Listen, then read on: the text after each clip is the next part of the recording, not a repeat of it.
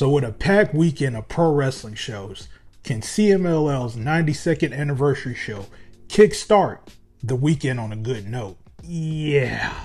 Las Chicas vs. Persephone and Reyna Isis for the CMLL World Women's Tag Team titles was better than expected, but that's not saying much. The crowd was really into this one though. They had a lot of heat for Las Chicas, and you could tell they wanted Persephone and Isis to pull off the upset, which gave the match more investment than your typical CMLL women's tag. And that's a pretty low bar to begin with. Now they did more than I thought they would in terms of actual moves and sequences. You had the double crossbodies from the stairs. I thought that was a nice touch, and that added some drama pretty much to the match. The execution was hit and miss though. Some of the combo stuff by Las Chicas looked pretty rough, especially the monkey flip variation that came off very sloppy. But then you had Lucha hitting a decent tornado codebreaker, and Persephone and Reyna had some solid suicide dive combinations that worked better in my opinion. The pacing I thought was okay when they were prioritizing the right things, but it wasn't great. And I'm not even sure more time would have helped these two teams, but sometimes more time just exposes the limitations rather than helping it. Now the finish with the double shotgun dropkick and the Yakuza kick I thought was fine. Nothing special, but it did get the job done here. At just 2 stars, which for CMLL Women's Tag Team Wrestling, it's pretty much just as good as you're going to get for the most part. Los Hermanos Chavez defending the CMLL World Tag Team titles versus the Villanos was a bit disappointing for me. Now for me, I think Angel Del Oro and Diablo Roja are one of the better tag teams in the world right now. And on a stage this big for CMLL here, I expected a little bit more from them here. The pacing early I thought was just kind of boring. Even with the build up to the eventual dives, it just didn't grab me the way it should have. The crowd was really into the Villanos and they wanted them to win, which gave some atmosphere, but the match pretty much just took a while to get going. Once we got to that sequence with the outside dives from Los Hermanos Chavez, things picked up considerably. And then you had this real nice exchange with thrust kicks and Mexican destroyers from both teams that was probably the highlight of the entire match. Angel Del Oro had a good bridge near fall that looked believable, but the problem was they couldn't sustain that momentum and it kind of lagged back down afterwards, though not quite to the level it was at the beginning. So I guess that's something to add. Now the Villanos I thought looked okay, but some of their sequences could have been smoother and crisper, and it really felt like maybe both teams just weren't quite clicking together the way they needed to. Los Hermanos end up retaining via submission, and they worked the crowd dynamic pretty fine here, though that was kind of expected given the situation going in. At just 2.5 stars, I thought this was pretty decent, but not what I was hoping for from this combination of teams. Hechicero, Volador Jr., and Sudoku Jr. versus Atlantis Jr. and El Sky Team was fun as you expect it to be from these guys. This was pretty much a standard outing that met expectations, which for this group is a pretty solid performance.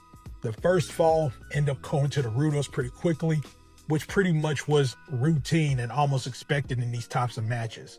And the Technicals came back to take the second fall. It didn't really affect the pacing one way or the other. It's just how things go. Masca Dorada, in my opinion, was the clear standout here. He had a nice pop-up Rana earlier in the match and finished things off with a shooting star press on Hechicero in the third fall for the win. You had some good spots throughout. Senduka had a nice pop-up Falcon Arrow in the third fall. Neon, he had a great springboard moonsault in the finishing sequence, and Atlantis Jr. followed up with a dive. Atlantis and Dorada had some nice combo moves working together, and Hechicero got in a good head Caesar spike driver in the third fall. Now, as expected, the crowd gave Atlantis Jr. a lot of heat, but that's just Arena Mexico. He's always going to get that reaction there, so it didn't really add anything special. Nobody in this match pretty much struggled to keep up. Everyone did their role and executed it well. What bumped this up for me was the time that they got. The pacing also I thought worked, and the spots were executed cleanly and effectively, and overall it's just a fun match. At 3.5 stars, this is the type of match that you want from these guys. The Copa Independencia final with Templario and Titan vs. Gala and Fantasma was largely a nothing match. The overall structure just wasn't there, and they didn't get the time to really develop anything. So it felt quick in that sense, and that it never really hit that second or third gear here that you need for a meaningful match. Templario and Titan usually bring it when they're given the opportunity, but Barboza and Dufinto from Fantasma just comes off as lower tier guys, and that showed here. There were some nice individual spots though that kept me engaged. Titan, for instance, getting slammed on the floor when Fantasma countered his tope. I thought that was a pretty nut spot there. And Templario had a good powerbomb counter. The double foot stop moonsault combo by Templario and Titan getting a near fall, I thought that looked solid as well. But these spots felt kind of isolated in what was otherwise a flat match that didn't have much going for it.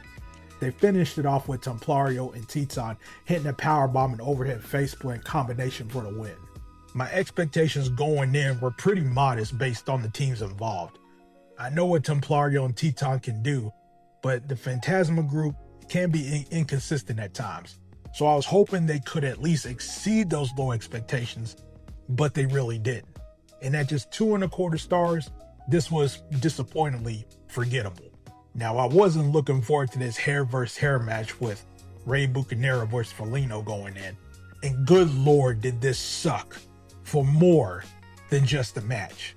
These guys are just too old at this point, and it showed throughout, which is exactly what I was worried about.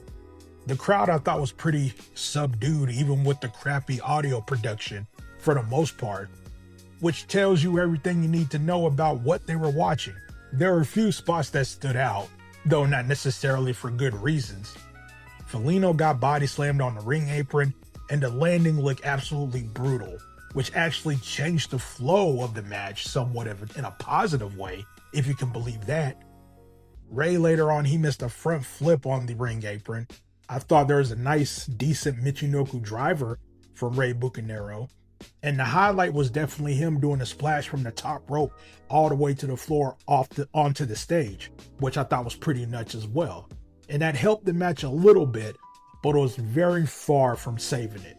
Then you get to the finish, and this is where it goes from bad to just outright dumb. There is a double low blow. The referee calls it a draw. The crowd absolutely hate this decision, which is completely justified because who the hell wants to see a draw in a hair versus hair match? This finish just sucked. There's really no other way to put it. And then you have both guys get their head shaved anyways in the post match. So what was even the point of a draw? At just 1.5 stars, this was just horrendous. So after that horrible match, MJF defending the CMLL World Light Heavyweight title versus Mistico in a title versus mask match finally gave this show some real life. This was just a great match, as you would expect from these two, and it delivered on all fronts. The storytelling, the work rate, and how well they built off this intense feud that's been going on for the past few months. Mistico bled early, and it was a great visual that really matched the intensity level of this whole program, and it helped sell the story throughout the match. MJF early in the match had this Fosbury flop where he didn't clear the ropes all the way, but it wasn't really a botch per se since he still executed the move, but it could have ended badly if the ropes did catch him. And as expected, the crowd was very behind Mistico throughout the whole match. They had some really good near falls that had great drama, even though you knew Mistico was going to win. MJF hit a tombstone pile driver that got the crowd rallying behind Mistico, and then he followed up with a package pile driver on the apron that led to this dramatic near countout where Mistico barely made it back in. Mistico had a nice crossbody off the top rope to the floor, and when Mistico finally got the La Mystica locked in for the finish, which was obviously the right way to end the match, the crowd just exploded as you would expect. At just 4 stars, this was exactly what this show needed. The main event with the El Mitro de Parejas Increíbles 3-way match with Inferno and Ultimo Guerrero versus Dragon Rojo Jr. and El Barbaro Cabanero versus Esfiche and Valiente ended on a good note, but the finish of the match wasn't so good. The match was solid overall, I thought, but there were some issues with the structure and execution that kept it from being better. The eliminations I thought felt rushed, pretty much to get to the mask versus mask portion.